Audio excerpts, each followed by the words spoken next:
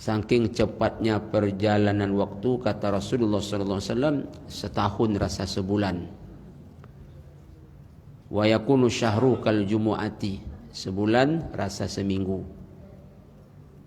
Wa takunul jumu'atu kal yaumi, seminggu rasa sehari. Wa yakunul yaumu kas saati, sehari rasa 1 jam. Wa takunu sa'atu kadharamati bin nar, 1 jam itu cepatnya tak terasa, betul-betul cepat. Nabi mengumpamakan 1 jam itu cepatnya seperti api membakar tandan-tandan kurma yang kering.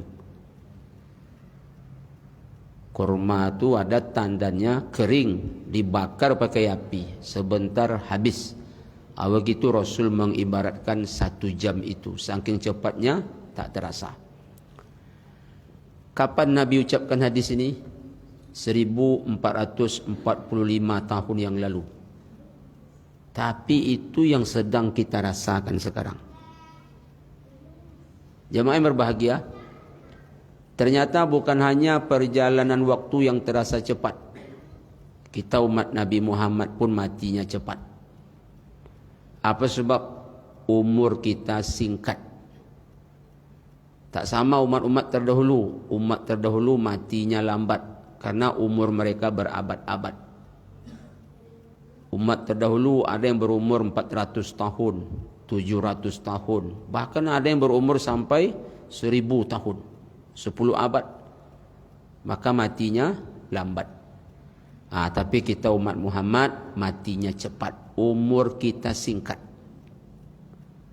Berapa jatah umur kita umat Nabi Muhammad ini? Rasulullah bersabda, hadis riwayat Imam At-Tirmizi, a'maru ummati ma baina sittin ila sab'in wa aqalluhum ma yajuzu zalik. Umur umatku, kata Rasul, berkisar 60 ke 70. Ada yang lebih 70, ada, tapi kata Rasul sedikit. Rasul mengibaratkan umur 60 ke 70 itu ibarat orang berada di medan perang. Kalau berada di medan perang, resikonya apa? Mati. Resiko berada di medan perang mati. Jadi Rasul mengibaratkan umur 60 ke 70 itu ibarat sedang berada di medan perang. Jemaah, umur kalau sudah 50, 60 itu biasanya uban sudah banyak tumbuh. Saya umur 50 sudah banyak uban. Jadi kalau ada kita yang sudah banyak uban, jangan sedih. Berarti aku ni betul-betul dah tua ni dah. Banyak betul uban lah, usah sedih. Apa sebab? Karena uban kita itu nanti menjadi cahaya pada hari kiamat. Jadi cahaya. Hadis sahih riwayat Imam Bukhari. Kata Rasulullah, man syaba syaibatan fil Islam kanat lahu nuran yaumal qiyamah. Siapa beruban dengan syarat dia orang Islam, ubannya itu nanti menjadi cahaya yang menolong dia pada hari kiamat. Alhamdulillah. Maka bahagialah yang banyak uban. Tapi ingat, modal uban ke akhirat tak cukup. Lalu apa modal kita? Apa bekal kita? Modal kita, bekal kita adalah ketakwaan kita kepada Allah Ta'ala. Takwa tak pula bisa didapat begitu saja. Dia didapat lewat ibadah. Apa ayatnya? Ya ayuhan nasu ubudu rabbakumul ladzi khalaqakum walladzina min qablikum la'allakum tattaqun. Hei manusia, beribadah kamu kepada Rabbmu yang telah menciptakan kamu dan orang-orang sebelum kamu agar kamu bertakwa. Maka momen tahun baru Islam, yang mana hari ini hari pertama, kita tingkatkan semangat kita untuk beribadah kepada Allah Ta'ala dalam rangka mengumpulkan bekal sebanyak-banyaknya untuk pulang nanti ke kampung akhirat. Semangat hijrah sahabat itu kita jadikan semangat kita untuk hijrah pada hari ini. Jemaah berbahagia, Allah Ta'ala berfirman dalam Al-Quran Al-Hasyr ayat 18. Ayat ini sangat familiar. Ustaz-ustaz termasuk saya, kalau dah tiba tahun baru, ayat ini sering jadikan rujukan. Apa bunyi ayatnya? Ya ayyuhallazina amanu taqullah wal tanzur nafsum ma qaddamat lighad. Wahai orang beriman, bertakwalah kamu sekalian kepada Allah. Hendaklah setiap diri memperhatikan apa yang telah dia amalkan, apa yang telah dia persiapkan untuk hari esok. Kita tengok dalam tafsir Ibnu Katsir, hari esok yang dimaksud bukan hari Senin, bukan hari Selasa, tetapi hari akhirat. Hari akhirat. Kalau kita baca dalam tafsir Ibnu Katsir, apa disebutkan di situ? Menghitung-hitung diri kita sebelum nanti Allah perhitungkan kita di akhirat. Memuhasabah diri. Memuhasabah diri. Jemaah, kita yang di Pekanbaru ni rata-rata perantau. Yang asli Pekanbaru tu tak banyak. Saya setiap ceramah berkenalan dengan jemaah, lalu tanya asal, Sumbar lah, Jawa lah. Hampir tak ada orang asli Pekanbaru. Apa maksud saya? Kita di Pekanbaru ni perantau. Yang namanya orang rantau sesekali balik kampung. Apa yang kita persiapkan kalau balik kampung? Bekal. Yang kita persiapkan bekal. Bagaimana biasanya kita kalau balik kampung? Mungkin jemaah sama dengan saya. Jangankan bekal kita kurang, jangankan bekal cukup, berlebih pun bekal kadang-kadang kita masih sangsi. Cukup enggak ni? Cukup enggak ni? Biasanya macam itu kalau kita balik kampung. Saya ulangi, usahakan kurang lagi. Dah berlebih, sanksi juga kita. Tak cukup, tak tidak lah agaknya. Tapi beda kita ni kalau mempersiapkan diri untuk pulang ke akhirat. Jelas-jelas bekal kita tu kurang, kadang-kadang kita merasa cukup. Bahkan anehnya, jelas-jelas kurang, kadang-kadang kita merasa banyak. Saya nak kasih contoh. Semoga contoh saya ni salah. Saya nak kasih contoh, tapi saya berharap contoh saya ini salah. Apa contohnya? Dalam dompet jamaah ada duit 2 lembar. Duit 50.000 selembar, duit 10.000 selembar. Lewatlah kotak impak. Coba jawab pertanyaan saya. Usah malu-malu jawab. Awak sama awak biasa ya. Duit mana yang jamaah masukkan? Umumnya lah. Usah malu-malu. Awak sama awak biasanya. Biasanya, umumnya yang awak masukkan yang 10.000. Kenapa bukan yang 50.000? Itu yang saya bilang tadi. Karena merasa cukup dengan yang 10.000. Bahkan ada orang ngomong, 10.000 tu dah banyak tu dah katanya. La ilaha illallah. Tapi begitu kita pulang kampung, yang kita bawa yang mana? Yang 50.000 atau yang 10.000? Dua-duanya. Kira-kira contoh saya ini benar atau salah nih? Kira-kira contoh saya ini benar atau salah? Benar.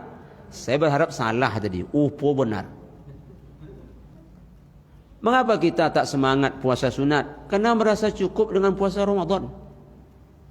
Mengapa kita tak semangat solat sunat? Karena merasa cukup dengan solat wajib.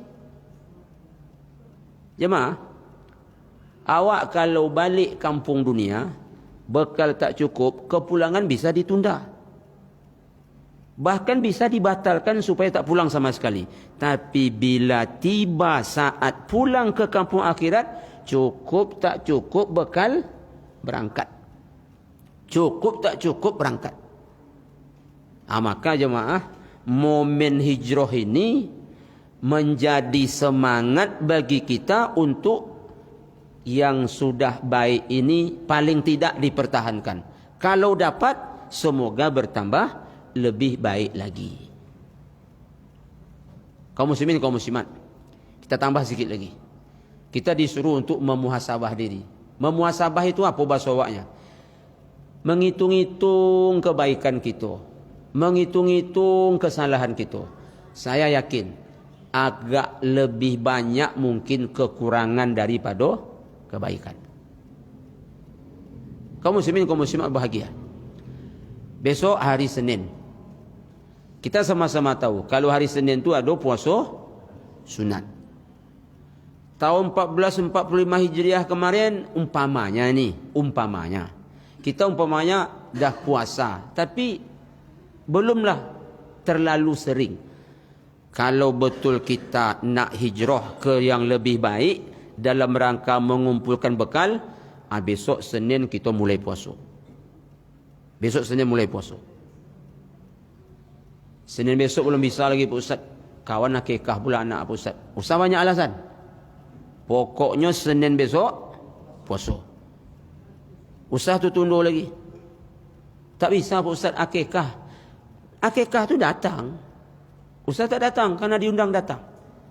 Tapi sampai ke rumah kawan tu bilang tu serang, aku ni puasa ni. Aku puasa. Tapi aku karena diundang tetap datang. Tapi aku puasa. Jadi tolonglah kepala kambing tu bungkus nanti untuk berbuka. Bilang aja tu serang kalau tak malu. Kalau tidak kalau tak malu.